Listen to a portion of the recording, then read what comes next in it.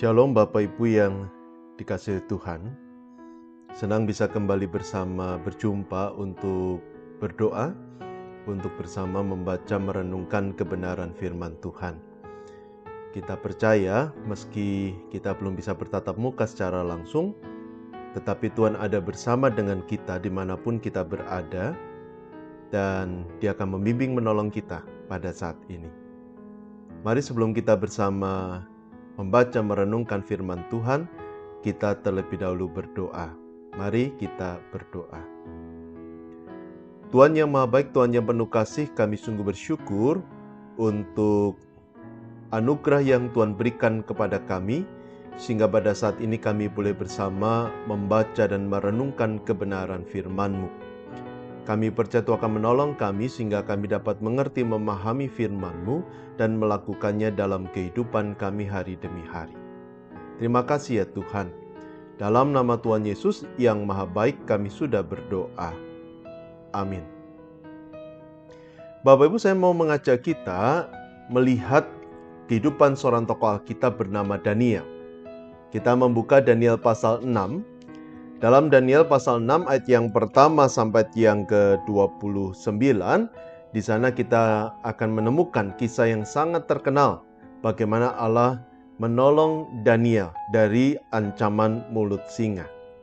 Tapi saya mau mengajak kita memberi perhatian pada ayat yang ke-11 dan 12 dari kitab Daniel pasal yang ke-6. Daniel 6 ayat 11 dan 12 tertulis demikian. Demi didengar Daniel bahwa surat perintah itu telah dibuat, pergilah ia ke rumahnya. Dalam kamar atasnya ada tingkap-tingkap yang terbuka ke arah Yerusalem. 3 kali sehari ia berlutut, berdoa, serta memuji Allahnya seperti yang biasa dilakukannya. Lalu orang-orang itu bergegas-gegas masuk dan mendapati Daniel sedang berdoa dan bermohon kepada Allahnya. Sampai sembilan jawab bacaan kita pada saat ini. Saudara sekalian kasih Tuhan, pada saat ini saya mengajak kita merenungkan sebuah tema, yakni pemimpin yang berdoa. Martin Luther, seorang tokoh reformator gereja, dia pernah mengucapkan sebuah kalimat yang menarik tentang doa. Martin Luther berkata, menjadi orang Kristen tanpa doa sama mustahilnya dengan hidup tanpa bernafas. Menjadi orang Kristen tanpa berdoa sama mustahilnya dengan hidup tanpa bernafas. Menarik bagaimana Martin Luther mengkomparasikan antara doa dengan nafas. Untuk menegaskan bahwa sama seperti kita butuh nafas untuk hidup, maka kita butuh doa untuk bisa hidup, untuk bisa bertumbuh, untuk bisa berbuah bagi kemuliaan nama Tuhan. Tanpa nafas kita akan mati, tanpa doa maka kerohanian kita pun akan mati. Nah, kalimat ini bukan hanya menjadi sebuah slogan bagi Martin Luther, tetapi sesuatu yang dia hidupi. Terbukti, Martin Luther menyisihkan 3 jam dalam sehari, setiap hari, untuk berdoa. Bahkan meski dia punya kesibukan yang sangat padat, Martin Luther tetap menyisihkan waktu untuk berdoa. Dia pernah berkata begini, saya mempunyai begitu banyak pekerjaan yang tidak mungkin saya kerjakan kecuali saya berdoa 3 jam sehari. Saya mempunyai begitu banyak pekerjaan yang tidak mungkin saya kerjakan kecuali saya berdoa 3 jam sehari. Saudara sekalian, Martin Luther menyadari betapa pentingnya berdoa. Karena itu, meski dia memiliki banyak sekali kesibukan, dia tetap menyisihkan waktu untuk berdoa. Nah, kesadaran yang serupa dimiliki oleh Daniel. Sebagai salah satu dari 3 pejabat tinggi yang ditunjuk, dipilih, diangkat oleh Raja Darius, Tentu Daniel memiliki banyak kesibukan dan tanggung jawab. Meski demikian, Daniel tetap menyisihkan waktu untuk berdoa. Hal ini jelas tertulis dalam Daniel pasal yang ke-6 ayat yang ke-11, di mana di sana tertulis demikian. Demi didengar Daniel bahwa surat perintah itu telah dibuat, pergilah ia ke rumahnya. Dalam kamar atasnya ada tingkap-tingkap yang terbuka ke arah Yerusalem. 3 kali sehari ia berlutut, berdoa serta memuji Allahnya seperti yang biasa dilakukannya.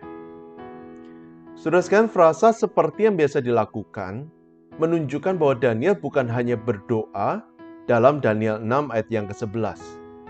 Tetapi setiap hari dia selalu menyisihkan waktu untuk berdoa 3 kali dalam sehari. Bahkan ketika Daniel mendengar tentang perintah larangan yang dibuat oleh Raja Darius yang ditujukan kepada seluruh penduduk Babel, termasuk juga Daniel, larangan untuk berdoa kepada yang lain selain kepada Raja Darius, Alkitab mengatakan bahwa Daniel tetap berdoa seperti yang biasa dilakukannya. Tentu apa yang dilakukan oleh Daniel menimbulkan sebuah pertanyaan, yakni kenapa Daniel berdoa? Kenapa dia menyisihkan waktu untuk berdoa di tengah kesibukannya yang begitu padat? Dalam Daniel pasal 6 saya menemukan paling tidak ada 3 alasan. Yakni karena Daniel menyadari yang pertama, semua pencapaiannya adalah karunia dari Tuhan. Saudara sekalian, Daniel bukanlah orang Babel. Dia orang Israel yang ditangkap dan dibawa ke Babel. Sebagai penduduk non-Babel, seharusnya Daniel tidak memiliki kesempatan untuk menduduki jabatan di pemerintahan Raja Darius. Namun, meski dia bukan penduduk Babel, Daniel mendapatkan kepercayaan itu. Dia menduduki sebuah jabatan yang sangat tinggi, bahkan dikatakan semua pejabat memberikan laporan kepada Daniel. Saudara sekalian, ketika Daniel melihat keadaannya sebagai orang non-Babel yang menduduki jabatan di pemerintahan Babel, disitulah Daniel menyadari betapa besar karunia Tuhan. Tanpa karunia Tuhan, dia tidak mungkin bisa mencapai kedudukan itu. Karunia Tuhanlah yang menjadi alasan mengapa dia bisa mencapai kedudukan itu. Karena itu Daniel menaruh harap kepada Tuhan dan terus berdoa kepada Tuhan.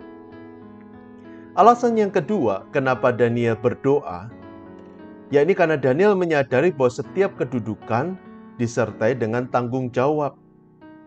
Ketika Daniel menduduki sebuah jabatan tinggi di pemerintahan Raja Darius, bukan berarti Daniel hanya melihat kesenangannya, kenikmatannya, kenyamanannya saja. Tetapi Daniel pun menyadari ada tanggung jawab yang harus dia kerjakan, yang harus dia selesaikan. Dan seiring dengan semakin tingginya kedudukan seseorang, maka semakin besar tanggung jawab yang harus ia pikul. Dan Daniel belajar untuk mengandalkan Tuhan.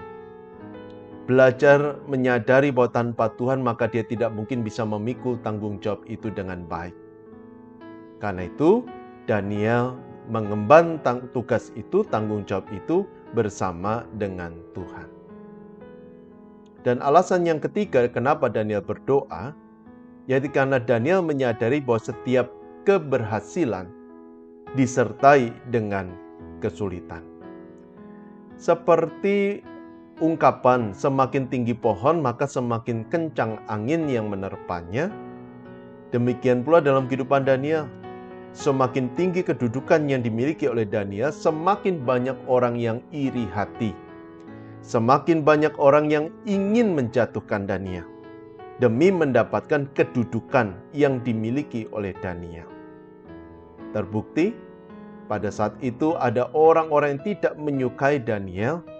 Mereka menyusun rencana untuk mencelakakan Daniel, dan pada akhirnya mereka hanya melihat sebuah kelemahan, yakni ibadah Daniel.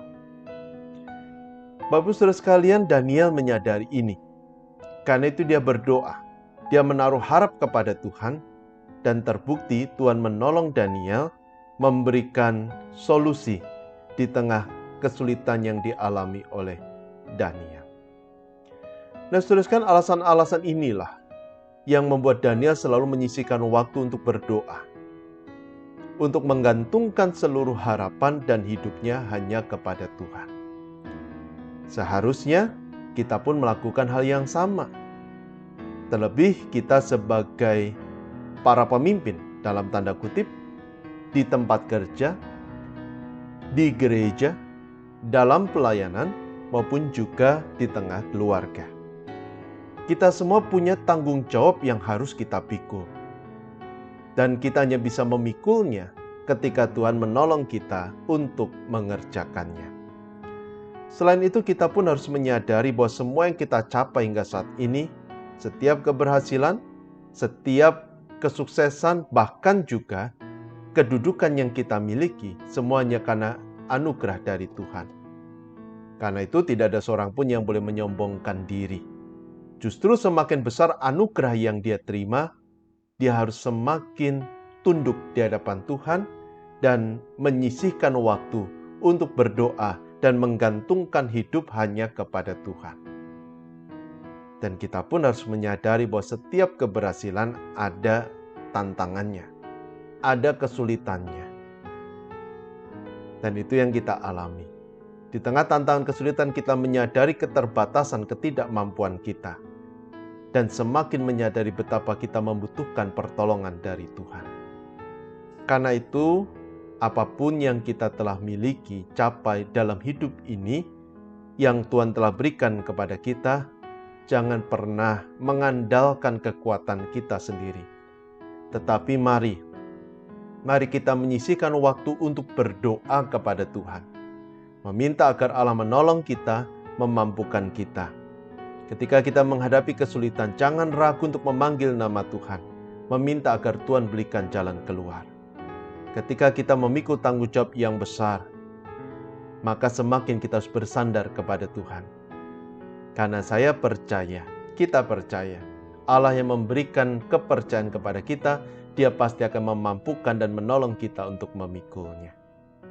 Karena itu, mari kita menyisihkan waktu untuk berdoa, dan mari kita menaruh harap hanya kepada Tuhan. Amin.